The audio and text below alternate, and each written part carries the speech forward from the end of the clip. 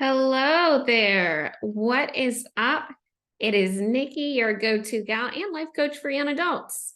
I created my coaching practice to help young adults get their shit together just like I did. And through taking a hard look at your calendar, your mind, and your habits, we work together to create a step-by-step process to create the life that you actually want. And this is episode 7. And I haven't quite figured out what I want to name this episode. And you know why? Because I haven't really prepared anything for it. I do have a general idea, but I thought it'd be fun just to kind of chat through things when it comes to career exploration. That's my fancy term that I'm going to use today.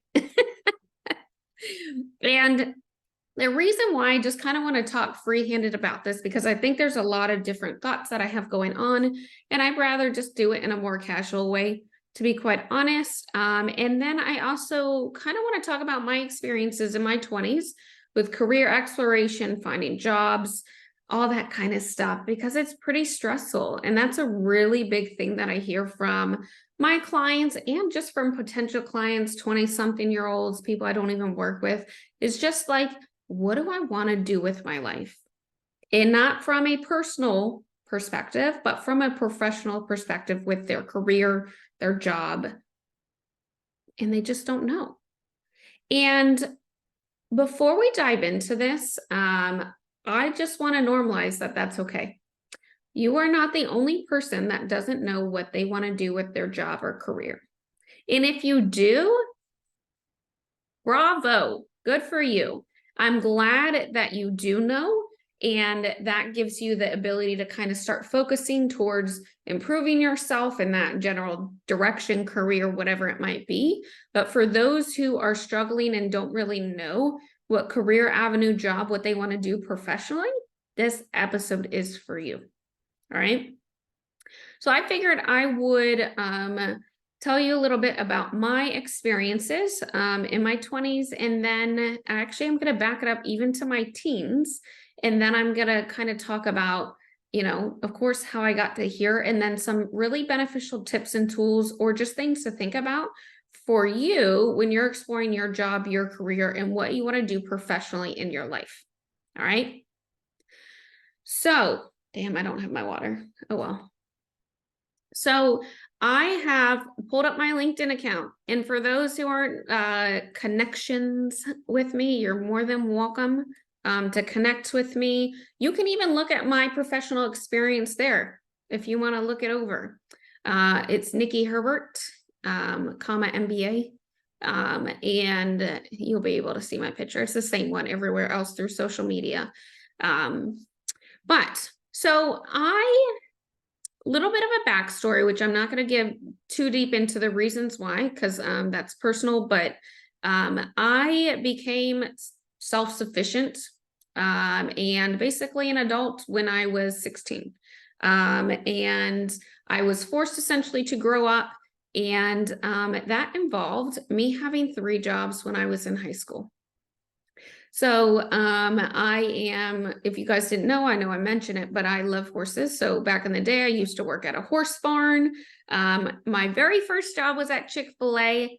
Loved it. Advise anybody to work at Chick-fil-A. I think it really teaches some really good customer service habits and just skills that you need, just basic skills that you need. But so I did that as well. And then something cool at my high school that I went to is that they had these self-run credit unions. You don't know, a credit union is similar to a bank, except it's a not-for-profit. It's owned by the members that have accounts there. It is definitely a better option than banks. If you never knew, it's a completely different story, but typically they have lower interest rates on auto loans, credit cards, that sort of stuff, but also higher rates when you put money in, so like better dividends. So there was a local credit union in the Richmond area. It's Henrico Federal Credit Union. I'm not going to hide it because you can see it on my LinkedIn profile, that sort of stuff. And they had a student-run branch at my high school, and they asked me if I could work there. Of course, I was like, yes, because I needed the money. And I could work there in between while still in college, or not in college, in high school. So I would work there during the lunches and right before school. So it was like perfect times to squeeze in just a little bit more work so I could make just a little bit more money to support myself. All right. So that was a pretty cool experience. And then, after that, after I graduated from high school, I decided to do a couple years of community college. Number one, I didn't know what I wanted to do. But number two, I just couldn't afford it. I wasn't in that position to go off to college. So I just decided to do some classes at community college. So while I was doing that, the same credit union asked me to kind of start working there a little bit more at like the bigger branches, not just in a high school. And I became a teller. And I did teller work, teller experience. And then I did that for a couple years. And then I finally went off to college and I double majored. And then I came back and started working for them full time again, because essentially it was an easy job to get. And after college, I was like, I need to get a job. I need to start making money, yada, yada, yada. So hold on, guys, real quick. I'm going to go get my water because I don't know if I'm going to survive throughout this without it. All right, I'm back. So I started working there again after college because I just wanted a job. Over that time, I just slowly started applying to different positions that opened up there and just kind of moving around. So I worked up that quote unquote corporate ladder. I was a teller. I became the head teller. What else did I do? I was in the call center. I was a loan officer, we'll just put it that way. I was assistant branch manager. And then my last position there was a training manager. And I stayed within the same company for like 17 years, if you want to count it, since high school. And just kind of worked in different positions. And did I love it? No. Did I do it? Yes. Did it provide me valuable opportunities, skills, that sort of stuff? Absolutely. And even though it wasn't ideal, and during those times I was, not all the time, but some of the times I was down in the dumpsters, I just hated certain positions that I was in. It just seemed awful. I'm still super glad that I did it because it taught me specific and individual skills that kind of helped me put this puzzle piece together. And I'm just thinking about this off the top of my head, but that reminded me, or just made me think, it's like, finding your career, your avenue, what you want to do is kind of like a puzzle. And you may not know, you have this vision. And even if you don't have the vision, we'll just say it's like the whole complete puzzle. You have all these little pieces. And you have to put the pieces together to get that vision, or either to figure out what the vision is that you want. Every job that I did helped put these puzzle pieces together to figure out what I absolutely love and what I want to do with my career, which, hint, hint, is coaching. So I just wanted to kind of offer you my background behind this. Just to give you kind of an example of me. So one thing I want to say that might be controversial to some people, but I think there's pros and cons to everything, of course. And this is strictly an opinion. But in your 20s, I think you should job hop. I think you should find different jobs. I think you should look and find stuff all over the place, do things. And guess what? If things don't work out, you're one step closer to putting that puzzle together. That's not something that you like, but either way, regardless of the jobs that you do, you are going to find valuable skills, traits that you are going to use to make yourself that much better for the next job. That, I think, is the most important aspect when it comes to getting new jobs, new positions, titles, whatever the heck you want to call it. So if you are someone who doesn't know what to do, just start exploring. Get a job. Typically, when you're in this position, you're kind of like, I don't want to say frantic, but you need a job. You need some sort of stability. You need stability getting a consistent paycheck, maybe benefits, whatever it might be. And I think at the beginning, you need to just have a job so you have that consistency there. Then take the time to start exploring things and figuring out what you like, you don't like, yada, yada, yada. And that can be in the form of getting new jobs or promotions within the same company or finding new positions, whatever it might be. And just here's where I'm going to kind of be spitting out side notes, tools, tips, tricks. You don't have to find a massive company just to work up the corporate ladder. A company, the credit union that I worked with, was less than 100 employees. But over time, things would change, people would move, that sort of thing, or they would expand.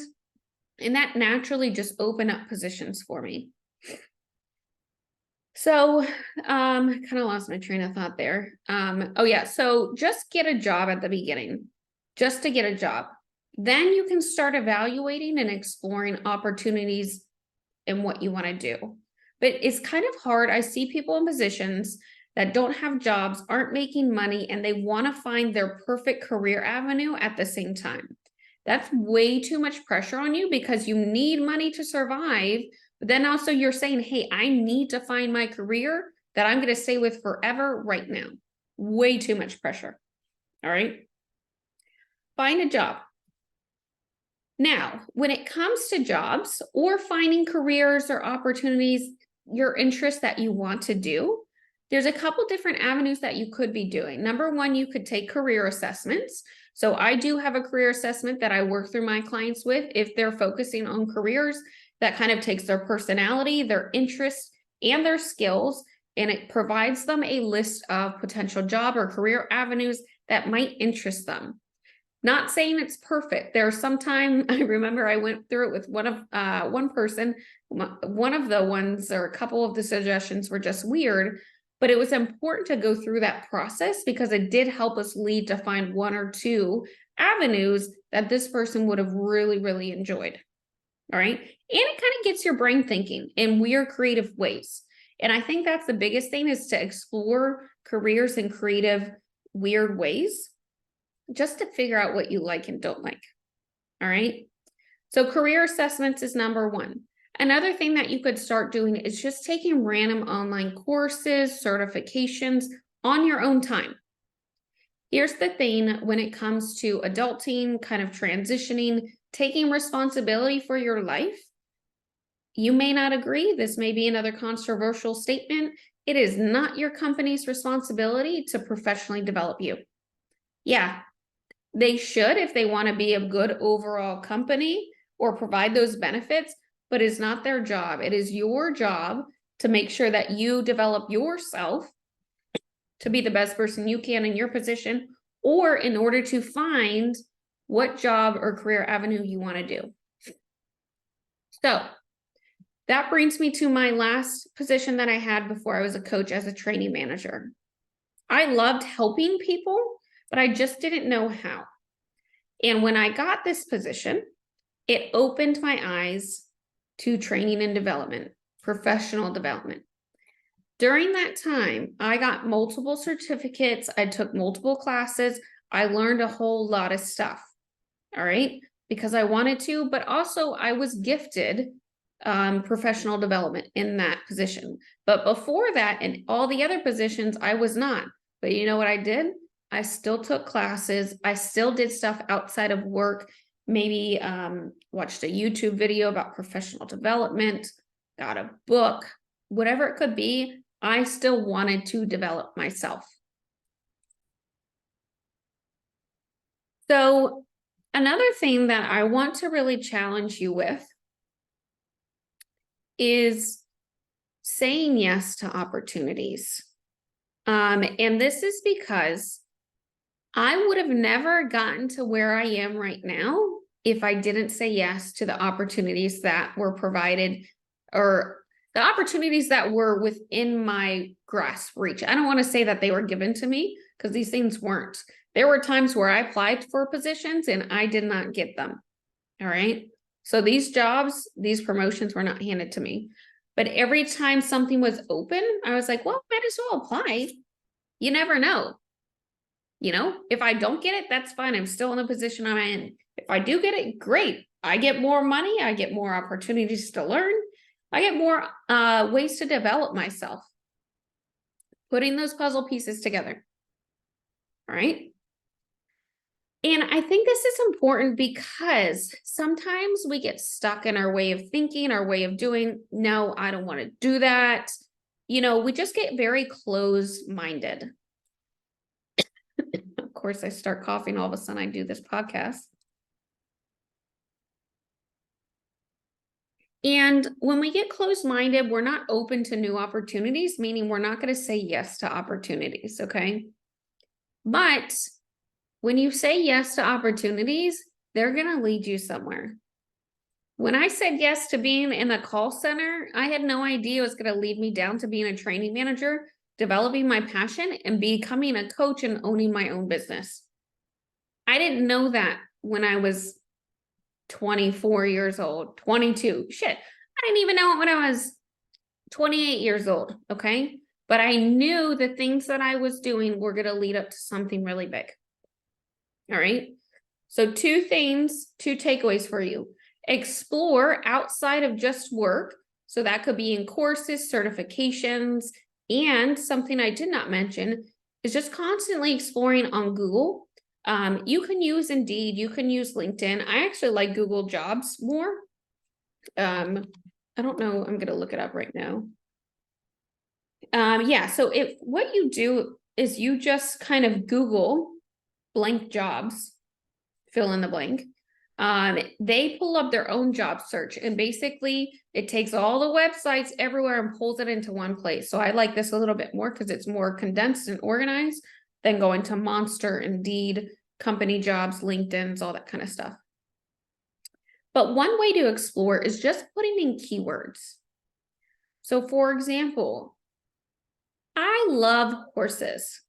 So I just want to randomly look at horse jobs.